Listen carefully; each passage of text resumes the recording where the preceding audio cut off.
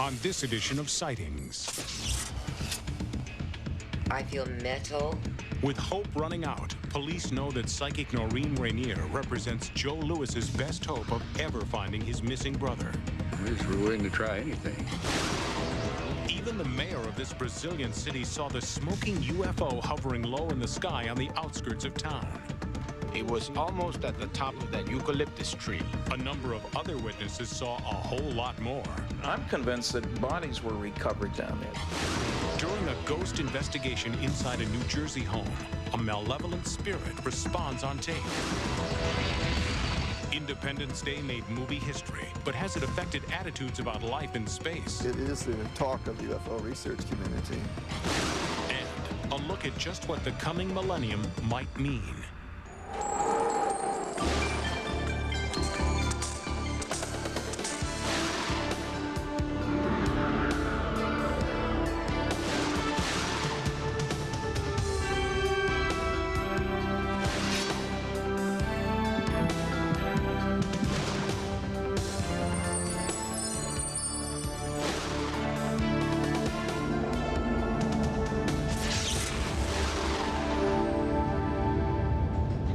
Welcome to Sightings. I'm Tim White.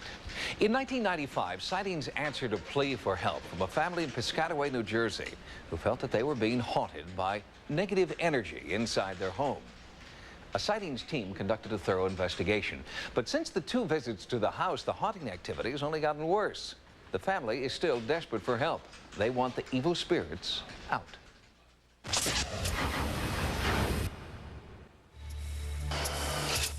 Before the fires, the fear, and the threatening voices, Tony Adams' home was her sanctuary, and she wants things back the way they were. I just want answers to why these spirits are here and to help them move out of here.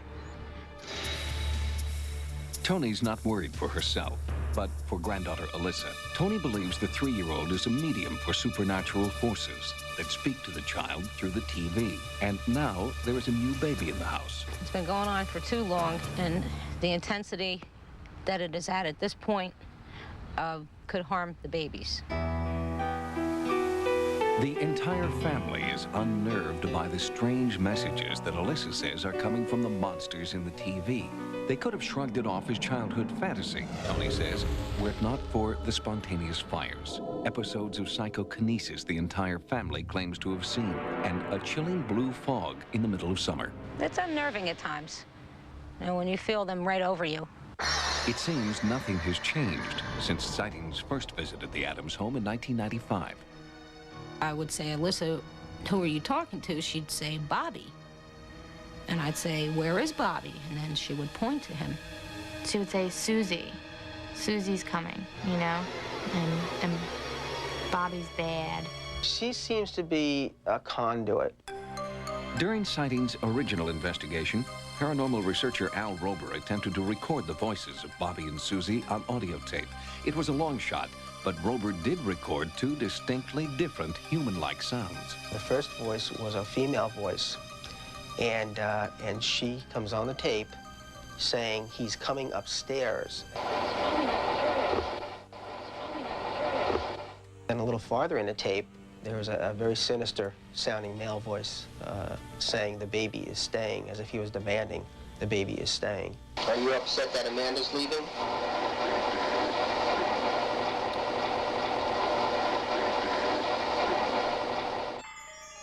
For a psychic's perspective, Sightings called upon Jane Doherty, who sensed an evil spirit behind the haunting activity.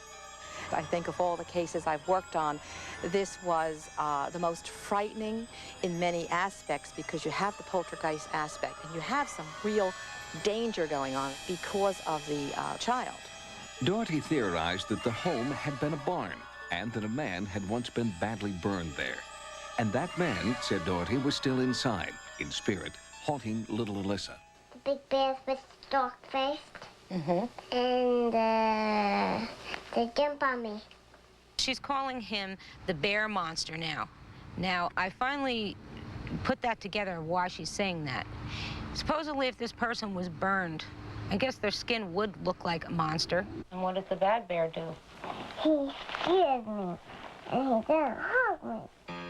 During the original investigation, both Rober and Doherty suggested that Alyssa and her mother, Yolanda, should move out. The only thing that worries me is that if my daughter tries to move and take the baby, that he's going to become violent. That interview in 1995 was prophetic. Yolanda and Alyssa did move out, but the haunting continued, and now Tony's new granddaughter, Amber, seems to be the target. She was lying on the couch, and I turned for a minute to continue to fold the laundry, and as I turned around, she was wrapped in the couch cover, and she was struggling to get out of it. She couldn't have done it herself, so someone did do that. And when Alyssa comes to visit, Tony feels the negative energy in the house increases dramatically. When we were in the kitchen together, a knife that I was cutting with went from the counter to the floor, and nail polish remover was open and lying on the floor, all things that could potentially hurt her or put in her path. The stress of waiting and wondering when the next attack will come has taken its toll, especially after an incident just a few weeks ago. I came home one night and I came in with the baby, and I got about halfway through the house and I noticed that it smelled really heavily of gas. The situation could have been deadly if the kitchen window hadn't been open, a window Tony distinctly remembered closing before she left the house. Who opened that window? Tony believes there may be spirits who have come to protect the family. One spirit I believe to be my aunt. I believe she's the protector over the family and keeps the other ones in line as much as possible. And with nothing more than a reel-to-reel tape deck, microphone, and blank tape, Al Rober recorded new anomalous sounds. A voice jumps on the tape, female voice, and she's saying, "I hope we can talk."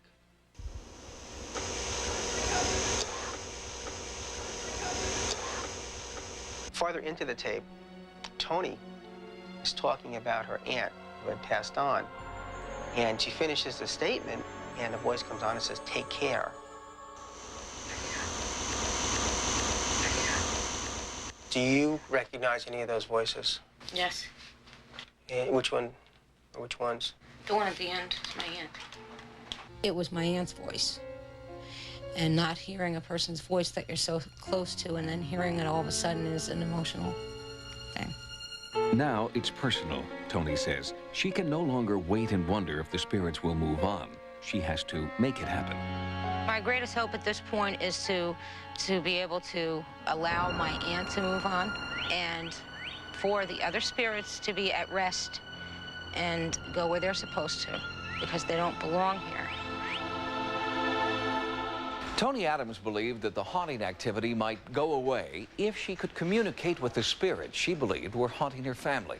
She wanted a psychic to help, and specifically asked for Peter James. Sightings help bring the two together, and we'll have Peter's findings next in part 2 of this report. Psychic Peter James attempts to succeed where other psychics have failed. You don't belong here. Move on now.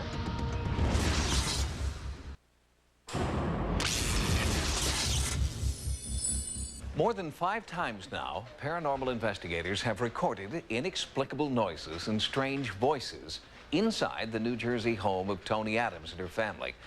Tony has asked Sightings to help her contact the negative spirits that she believes are haunting her home. Tony is hoping Peter James can make it stop.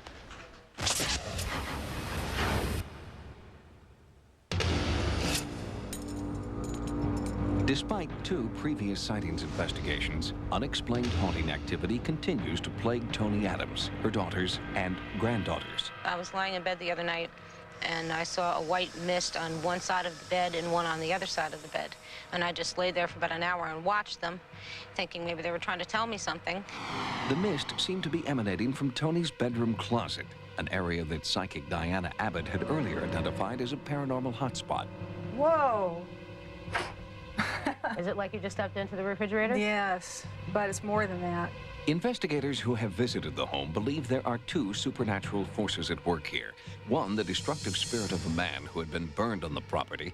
The other, the benevolent spirit of Tony's aunt, who is fighting to protect the family. She came here originally to give me a message and found there were spirits here that didn't belong, and so she stayed to protect us. Sightings brought in renowned psychic Peter James, who instantly sensed a connection between the male spirit and the circumstances that had angered him. Was there ever a fire here? Because I look at the house and I see smoke and I see flames. Even though he knew nothing of Alyssa's encounters with the entity she called Bobby, Peter sensed that connection too. Do you know anyone whose name began with an R, first to last name, lived here prior to you? Was there a male R? My plan of attack is that I plan to communicate with this male entity that I feel is here. Peter James interviewed Tony. How long have you been aware of this activity? I'd say probably for a little over 3 years. 3 years. He developed a strategy for communicating with the spirits. We'll get it resolved, one way or the other. Trust that. He wanted to connect with the dangerous spirit first. I will be guided by my own instincts, but when I make contact with this entity, I will become a little confrontational. Hello? Hello? There's something in here. Hello? Who's there? Identify yourself. Your name is Rob. He's definitely in the bedroom. And whoa, something just, hello? Easy, something just touched me. Something just grazed my hand. There is no doubt in my mind that there is definite anomalous activity here, and quite a bit of it. There's a Robert here, and I do believe that Robert died tragically, violently. It was in the bedroom that Peter felt the negative energy most strongly and claimed that it was Robert, the spirit Alyssa called Bobby, who was fixated on the children. Can you speak to me, Robert? Talk to me. Tell me why you're here. You've got to stop terrorizing this family, or you must move on now. Then Peter felt another spirit was emerging. I feel he's still here, and I'm also feeling behind me there's a female. Was this Tony's aunt reaching out from another world? Tony showed me a photograph, and there was a striking resemblance. I would venture to say that the other female is her aunt. Once he had identified the source of the haunting, Peter looked for a way out for the spirits. He felt the doorway between their world and this was in Tony's closet. You don't belong here. Move on now. He has to understand that this is my house now. This is not his house any longer. He has to understand there's a better place he's going to go to than where he is right now. After his tirade, Peter said he felt the negative spirit withdrawing. I feel a wave of sadness suddenly coming from him. His vibrations, his energy is almost childlike now. Peter also felt the other protective spirit was moving back into her world as well. I now feel like that female I spoke of earlier is behind me. There's no doubt in my mind that the activity will begin to diminish right away. Now it's a question of time. Has Peter James successfully exorcised the dangerous forces inside the home once and for all? Has he released the spirit of Tony's aunt so that she may rest in peace? Everyone is hopeful. Having done what I did will get rid of the activity. So in that sense, I think my work is done here. I think the baby will be less frightened now. As far as this house goes, I think that this investigation hopefully is over and everything will be resolved. Since Peter James' psychic investigation, the entire Adams family reports feeling a sense of relief and peacefulness. While Tony is cautiously optimistic, she says she's also learned never to underestimate the power of paranormal forces. We'll keep you updated in future reports. Next, is this proof of life on the moon? Ufologists react to Independence Day and the paranormal internet.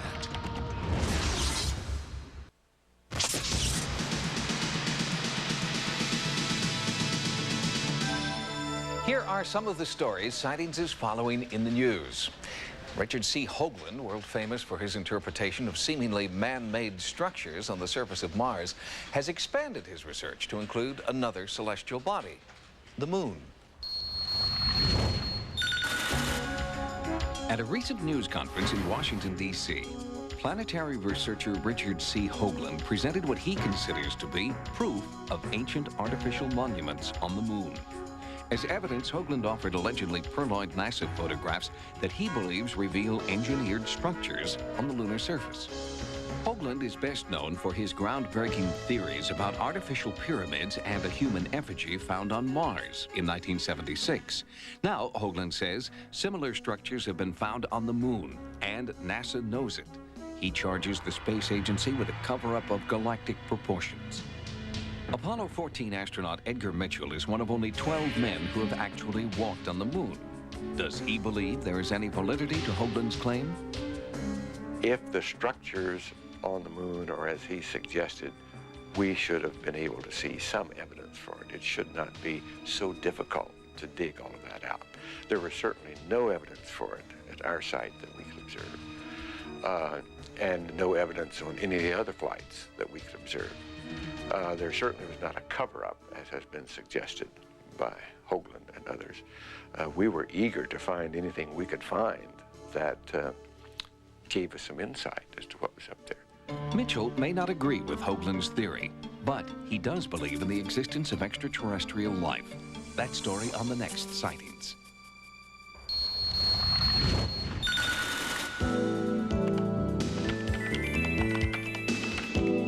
From cyberspace, everything you always wanted to know about the paranormal, and you don't have to be afraid to ask. The World Wide Web now has tens of thousands of sites dedicated to everything from directions to the black mailbox at Area 51 to newly declassified government documents to the best way to treat a vampire bite. On a website called The Science of Feng Shui with Lillian Tu, Sightings found a good overview and detailed instructions for those interested in this ancient form of Chinese geomancy. Lillian Tu is a Harvard-educated writer whose books on feng shui are bestsellers in Asia. And now, through the internet, Tu's feng shui system is available worldwide. Here, Tu demonstrates how to design your home to maximize the flow of good energy, called qi. And there are suggestions on where to place furniture for good luck, prosperity, and happiness. You can access the Science of Feng Shui with Lillian Tu at www.asiaconnect.com.my/Lillian2. From Hollywood, it was the biggest movie of 1996. And now, the invasion is about to hit home with the video release of ID4 on November 22nd. We're gonna stop them! They're gonna kill us all! The Fund for UFO Research has received dozens and dozens of phone calls as a result of Independence Day. Richard Hall, chairman of the Fund for UFO Research, says that the success of Independence Day has been both a blessing and a burden to the serious study of UFOs. I personally think it's very ironic that a fairly far-out science fiction or science fantasy movie gets attention to UFOs when serious evidence doesn't. But it is the talk of the UFO research community.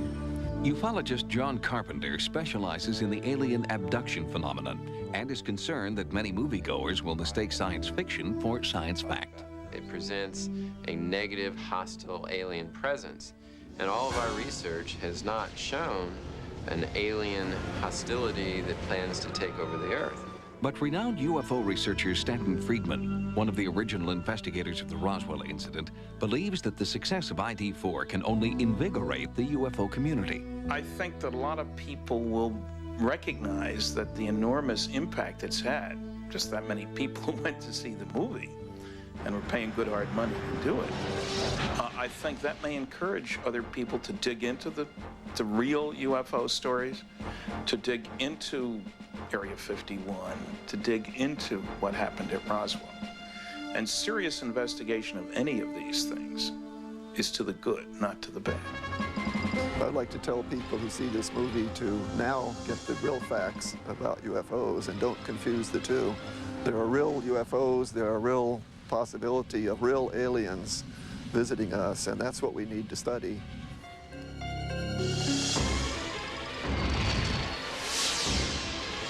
That what I call a close encounter. We'll have more stories from the news next time. Now, here's what's coming up on Sightings. Can this psychic lead police to a man who's been missing for 2 years? I'm driving for a short distance, and then something happens, and I see him in the air. And was there a UFO cover-up in Brazil?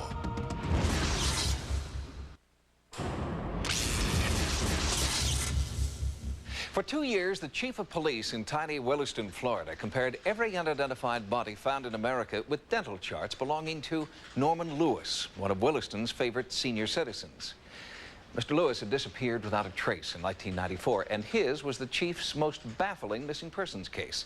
None of the bodies ever turned out to be that of Norman Lewis. Other leads didn't pan out either. And the chief began to realize that traditional police work just wasn't getting the job done.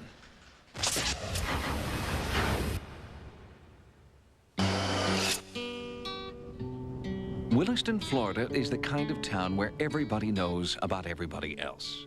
And everybody knew that 76-year-old Norman Lewis was retired, an avid outdoorsman, and a little bit unpredictable. It wasn't unusual for him to just grab his fishing pole, jump into his pickup truck, and take off. But it was very unusual for Norman not to come back. In the beginning, it looked like any other routine missing persons case, especially when you're dealing with a senior citizen or an adult. Joe and Virginia Lewis were worried this time. Joe's brother Norman had left behind all his cash, his ID, and his medication. We couldn't find anything missing. Everything seemed to be there. His billfold, all of his identification and medication, and he had asbestosis and glaucoma. Of course, as the days turned into weeks and the weeks turned into months, it became pretty apparent that this wasn't your average missing persons case. The Williston Police Department pulled out all the stops. They tagged his bank accounts, prescriptions, and sent out a countrywide bulletin with a picture of Norman and his truck. For Chief Slaughter, Norman was beginning to feel like family. I see the family every week. I see his brother Joe and his sister-in-law Virginia, and we'd be passing on the street or in the same restaurant. And although they knew that I'd tell them the minute we had any news, every time I faced them, I could see that searching look in their eyes, like, is there some information for us? Is there some news, And it's really tough when you're that close to people and you're a small-town police chief and they're looking to you for the answers and you don't have them. Why did Norman disappear? He didn't have any enemies. He wasn't carrying anything valuable. He was alert, and he knew the woods like the back of his hand. 8 months after Norman's disappearance, the case was handed over to investigator Brian Hewitt, who had just returned from a special police training seminar. Mr. Lewis became his highest priority. Hewitt started over from the beginning, re-interviewing everyone who had had any contact with Norman. Early on, the investigator began to feel that Norman's truck might be the key to unlocking the case. Find the truck, find Norman Lewis. People would call in thinking that they possibly had seen him or the truck, and then I'd track that down, and another dead end. Well, it was difficult, very difficult. I mean, you continually was thinking about it. You're thinking, what did we overlook? If we had overlooked anything, is there anything else we can do? And of course, that was very frustrating. The first anniversary of Norman's disappearance came and went without a single break in the baffling case. Now, Hewitt decided in desperation it was time to try something unorthodox, to try a psychic detective he had met at the police seminar more than a year before. I talked it over with the chief, and he apparently had some successful dealings with psychics in the past. I've always been a bit of a skeptic, and I'm sitting here in rural Williston, Levy County. I know that, there's going to be some question about stepping out of the mainstream investigation and dealing with the psychic. It's a very religious community. I have more churches in town than I have fast food restaurants. This was something new that we could try, and we were willing to try anything. And so, on July 17th, 1995, investigator Hewitt drove the 2 hours from Williston to Orlando to consult with police psychic Noreen Rainier. I only work with the police. I don't need to see you. I don't need to see the scene of the crime. Let me touch something off the body. I prefer metal. I prefer a watch, a ring, an earring, a belt buckle. Lewis's had given me a couple pairs of his shoes and his wallet. And I spoke to her on the phone, and she indicated that those items would be fine. I'm going to find Norman. Rainier uses a paranormal technique called psychometry. By handling some of Norman Lewis's personal effects, Rainier believes she can tap into residual psychic energy that will lead her to Norman. Numbers. 21. I feel miles. She gave us the numbers 45, 21, and 22. I remember those three specifically. I see brick. Don't know what it's associated with, but I just feel the brick very strong. It appears to be a bridge. I feel metal around me.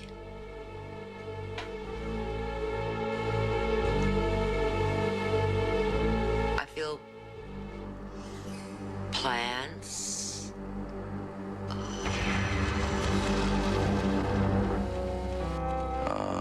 She talked about railroad tracks. I'm driving for a short distance, and then something happens, and I see him in the air going downward. Should be very simple. There's railroad tracks, the bricks, there's a bridge. I'm seeing from above, and it looks like there's branches or trees or something below there. Investigator Hewitt put all of Rainier's clues together, used some gut instinct of his own, and came up with one word: quarry. He was spending a lot of time, I think, going out and checking the quarries or lime rock pits to see if he could get the one that seemed more logical. And he was, I don't know what all he was doing, bless his heart. He'd be out there in the brambles and whatever. It's a wonder he didn't get hurt himself. I walked around probably 30 quarries, climbed up and down cliffs, and cut my way through growth, and it was quite an adventure. Once I determined that 80% of the elements that she mentioned were in that location, I was pretty much convinced that that was the spot. Brian Hewitt put his hunch on the line. He convinced Chief Slaughter that it was time to call in a Sheriff's Department dive team to search for Norman Lewis and his truck.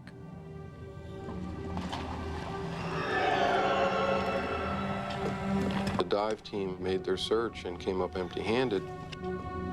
A lot of people, and maybe even myself included, would have said, all right, we tried, but Brian wasn't that way. He said, look, I know he's in there. I know we've got the right spot, but we're just not using the right techniques. So that's when we turned to the Navy, although I don't think we'd ever gotten them here had they known that they were acting on a psychic's tip. The elite naval diving team later said they wouldn't have come if they'd known that it was a psychic tip that had brought them there. The team said that they were driven by the knowledge that Norman had been a career Navy man. One of their own was missing. I met them the first day they were in. Then they said, if there's a truck in here, we'll find it.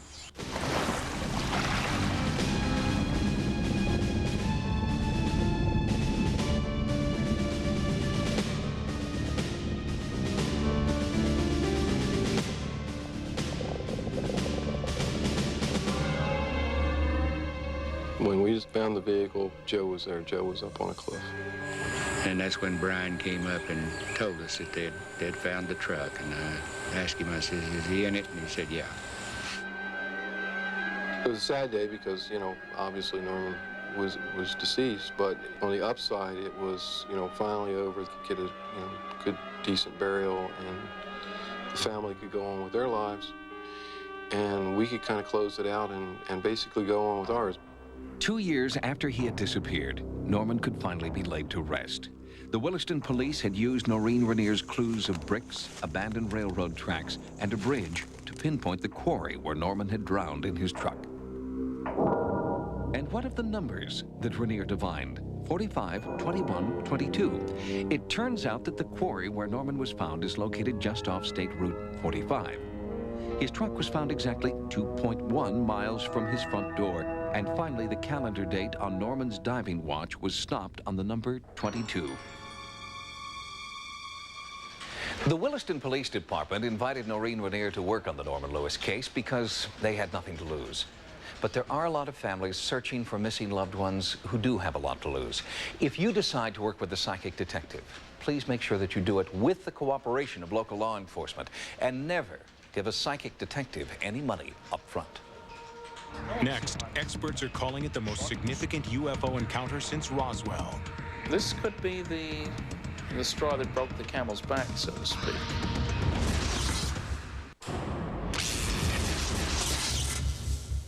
Flying saucers, reports of alien bodies at the scene, a government cover-up of monumental proportions. Put it all together, and you have two of the most intriguing cases in the history of ufology. That's right, two. Obviously, the Roswell incident of 1947 is one, but there is another almost identical case, and it's happening right now in Brazil.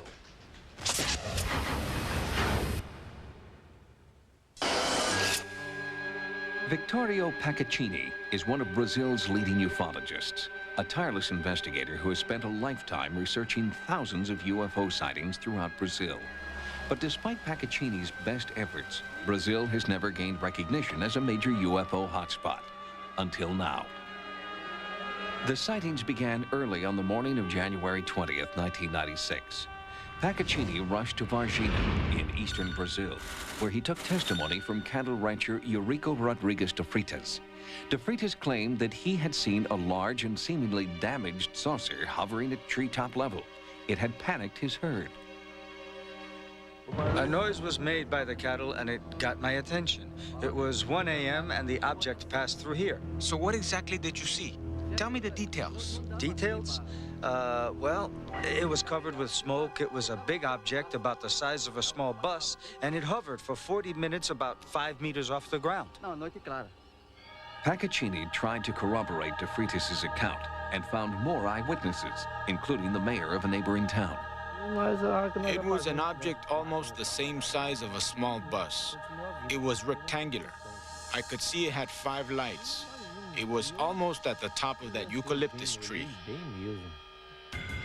There were also reports that the local fire department had been called out to investigate the appearance of a strange humanoid creature on the outskirts of town.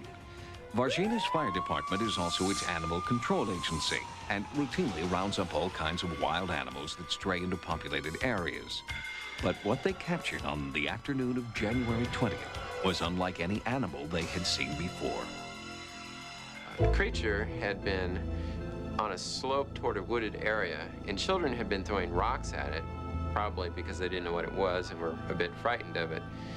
The firemen didn't have any trouble capturing this creature because it was somewhat dazed, perhaps from being hit by the rocks. This creature was then carried off by the military. Throughout the day, the fire department and reportedly the military began to respond to calls from frantic citizens who were seeing more humanoid creatures. Based on the times of the calls and the distance between sightings, Paccaccini believes that there may have been as many as 5 different creatures. Most of the sightings were fleeting glimpses, but these young women claim they saw much more. They were coming from work, they were cleaning somebody's house, and then they decided to make this shortcut. And all of a sudden, they just saw that creature, you know, leaning against the wall, you know, bending down. They got really scared. They thought it could be the devil. Lilian and Bacarina, I would like you to see this picture and see if it's close to what you had seen. Sí. They were going to arrive at 2 o'clock, and it was already 2:45, and they hadn't gotten home yet. So I was really worried, and I went to meet with them. I got off my street at the corner, and I met with Liliana, and she was very nervous, crying a lot. And then Katia and Lakia were coming. After I had calmed them, they told me, "Mama, I'm really scared because I think I saw the devil today." Based on their testimony, the creatures were dubbed alien beasts and linked to the UFO sightings. The media began to demand answers, but in this case, Brazilian officials had very short memories. Did you see that kind of animal that was captured months ago? I was on holiday. But is there anyone who can talk about it? No, nobody. But didn't you have any friends that were working here that day? I was on holidays. What I know is what you know. And what is it? I don't know. However, Paccaccini claims that a high-ranking member of the military told him off the record that an alien creature was taken into custody. They took it to Humanitas Hospital. Many different doctors, over 15 of them, were in that place. Intelligence people from the army. You know, that creature had this horrible smell. One of the doctors came over and, you know, grabbed the creature's chin like this, opened that little slit, and using tweezers, he grabbed the tongue and pulled it out a little bit. It looked like a black ribbon, or some lizard a tongue or something like that. Many people saw that. We have the statements recorded. And then he released this and it went back immediately. According to this same anonymous source, at least 2 humanoid beings were captured and examined at Humanitas Hospital. They both died a short time later while in military custody. Paccaccini claims his source told him that Brazil was not the only government with an intense interest in the creatures. One of the military witnesses indicated that the United States government not only alerted the Brazilian military that this object was coming down, but that several American officials had showed up and were on the scene to help direct the process secretly. I was quite impressed with the depth of investigation done by Mr. Paccaccini. Nuclear physicist Stanton Friedman was one of the original investigators of the Roswell incident. I'm convinced that bodies were recovered down there. The government made a substantial effort to shut things up, and that thanks to the very hard work of a number of investigators down there, the story is coming out bit by bit. The striking similarities between the Varginha sightings and the Roswell incident have not escaped UFO researchers. Information on Brazil is all over the internet, and this time ufologists vow proof of extraterrestrial contact won't slip through the World Wide Web. This is a very big story. It's recent, a lot of people involved, medical, military, some serious investigation, the press has gotten involved. This could be the straw that broke the camel's back, so to speak. Since our investigative team in Brazil filed this report, UFO sightings have increased dramatically. There has also been another sighting of a so-called alien spotted in a wooded area near Varginha. Sightings will bring you more information on the UFO activity in Brazil on future programs. Next, on December 31st, 1999, the world will discover what a difference a day makes. Are you ready for the next millennium?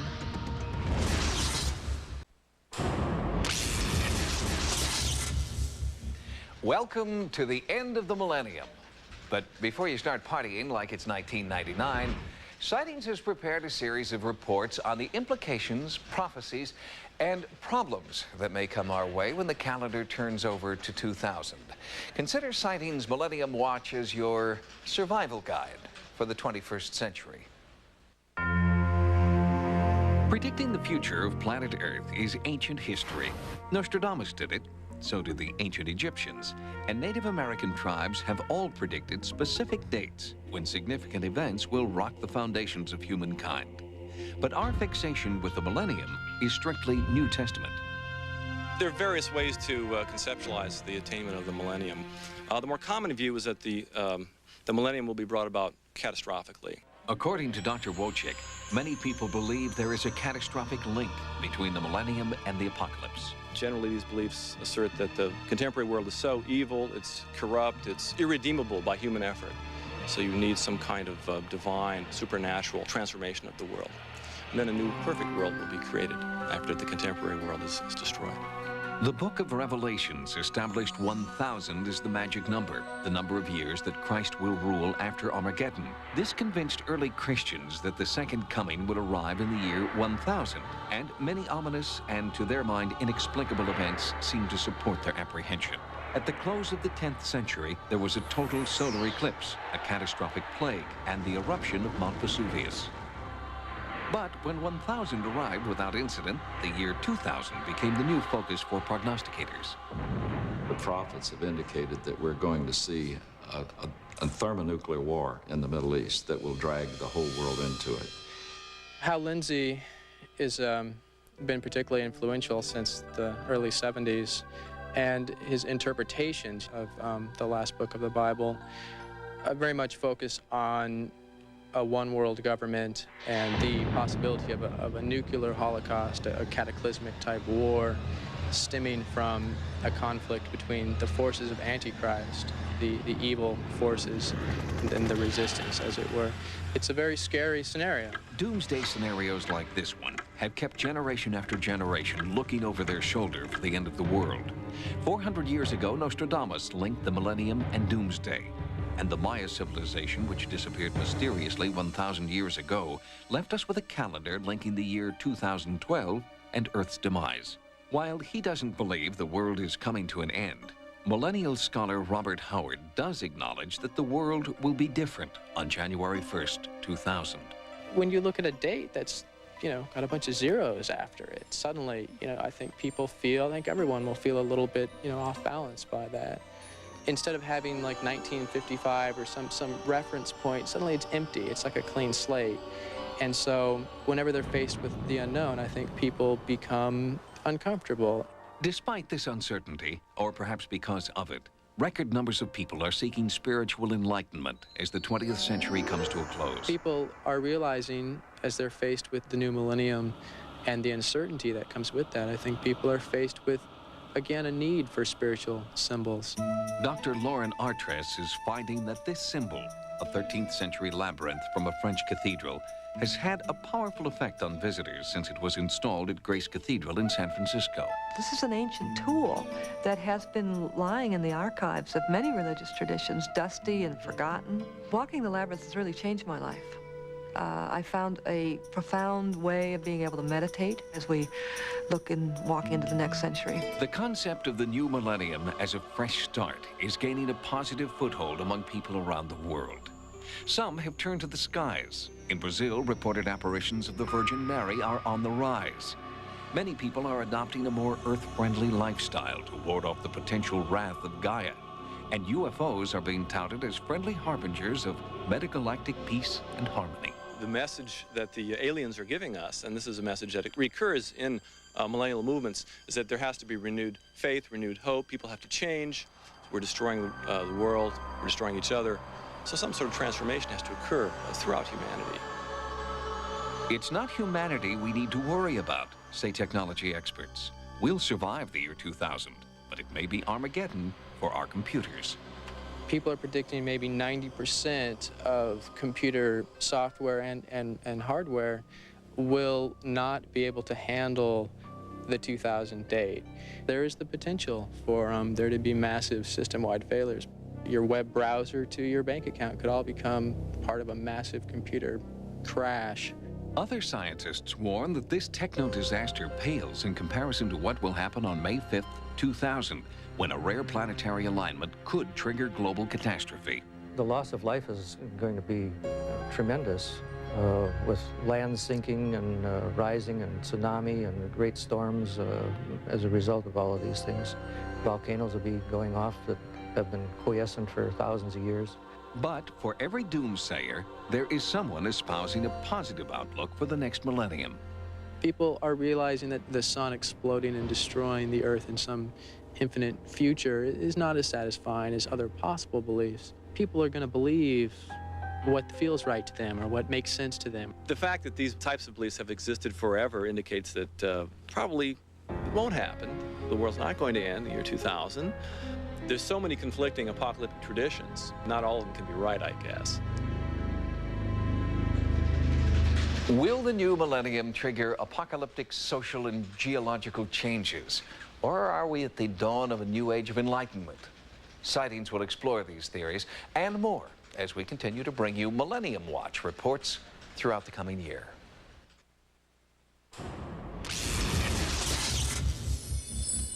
If you've had a paranormal experience, please write to us at Sightings. Sightings can also be contacted at America Online at keyword sightings. Download images, sounds, and QuickTime clips from Sightings episodes. On the internet, access information about sightings and the paranormal at sci-fi.com/sightings. Until next time, remember, no mystery is closed to an open mind. For Sightings, I'm Tim White. Next on Sci-Fi, Dark Shadows.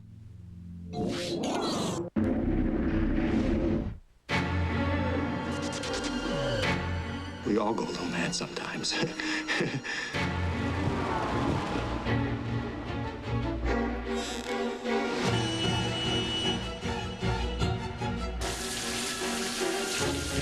Vince Vaughn is Norman Bates in Gus Van Sant's shot-for-shot remake of the greatest thriller of all time.